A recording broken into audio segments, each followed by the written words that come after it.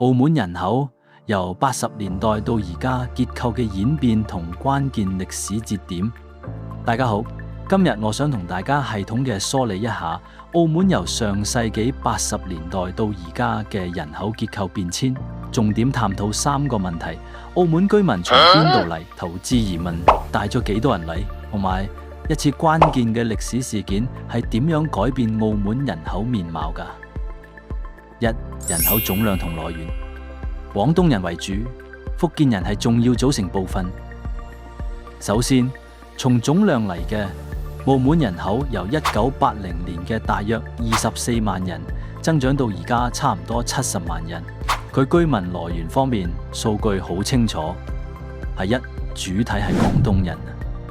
澳門居民以廣東民系為主，佔超過80%。日常生活入面，超過85%嘅居民用粵語做日常用語。2. 福建人係最大嘅非廣東群體，好多人可能會忽略呢一點，但事實上福建人同澳門嘅淵源好深。早咗500幾年前嘅明朝，福建商人漁民就已經參與咗澳門嘅開埠，甚至澳門嘅葡文名麥考都係源自閩籍人士起嚟媽閣。根據統計，而家喺澳門嘅閩籍鄉親大約有10幾萬人，佔澳門總人口嘅1/5， 20% 左右。可以話，福建人係澳門人口構成裏面僅次於廣東人嘅最重要群體。2. 投資移民，一個被低估咗嘅龐大群體。除咗傳統嘅廣東同福建移民，投資移民係澳門人口增長嘅另一個重要來源。澳門嘅投資居留政策最早可以追溯到1995年3月頒布咗第1495M 號法令，即係澳門投資居留法。呢項政策嘅核心係通過咗澳門買不動產就可以申請居留許可。投資移民政策經歷咗幾個關鍵階段。1995年政策推出，要投資400萬澳門元，不過市場反應冷淡。1996年門檻降低，投資200萬澳門元，但都係比較冷淡。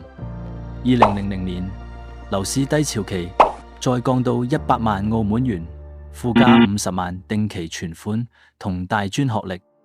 2007年4月4日呢，政策就叫停咗。呢項政策究竟帶咗幾多人嚟啊？根據官方數據，由2000年到2005年，澳門共接受7939宗不動產投資居留申請，獲批准居留人數高達27589人。到2007年政策暫停前，累計獲批人數已經超過呢個數字。另據媒體報道，自澳門實施置業政策以嚟，已經有大約5萬名外來人士通過呢個管道扎根澳門。換句話講，投資移民為澳門貢獻咗大約5萬人口。呢個數字同龍嘅行動帶嚟喺2.3萬至2.6萬人相比，規模更大，持續時間亦都更長。投資移民主要來自邊度？以香港、內地同台灣地區嘅投資者為主。2000年後，來自珠三角地區嘅申請者顯著增加，亦有部分嚟自東南亞國家嘅華人。呢項政策嘅初衷係救市，刺激當時低迷嘅澳門樓市。但係隨住樓價飆升，政策喺2007年4月4日正式叫停。儘管係咁，呢5萬投資移民同佢哋嘅家屬已經成為澳門人口構成入邊唔可以忽視嘅一部分。3. 人口結構嘅關鍵轉折。1989年龍嘅行動。喺澳門人口增長嘅歷史上，仲有另一個關鍵事件，就係1989年澳葡政府實施嘅龍嘅行動。龍嘅行動本身，1989年1月9號，澳葡政府針對18歲以下嘅無證青少年做登記。根據資料，登記人數大約4500人，最後有大約4100人獲發身份證，引發咗連鎖反應。329事件龍嘅行動原本只針對青少年，但之後引發咗佢嘅父母嘅訴求。到咗1990年3月，政府宣布為呢批獲證者嘅父母發證，結果引爆咗幾萬名無證者喺日元9場抗議。最終政府被迫向所有無證者開放登記。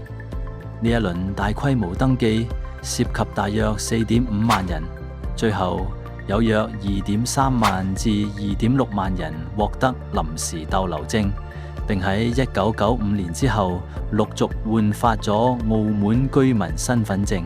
呢件事被稱為89大赦。4嚟個總結，澳門人口構成咗3大來源。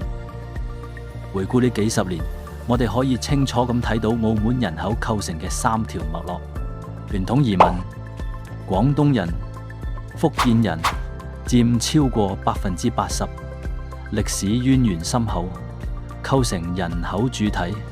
福建人大約佔20%。投資移民1995到2007年大約5萬人，以買樓方式移居，主要來自香港、內地同台灣。龍嘅行動同後續1989到1995年大約2.3萬至2.6萬人無證人士身份合法化，主要涉及1980年代同之前嚟澳門嘅內地移民。呢3股力量共同塑造咗而家澳門嘅人口面貌。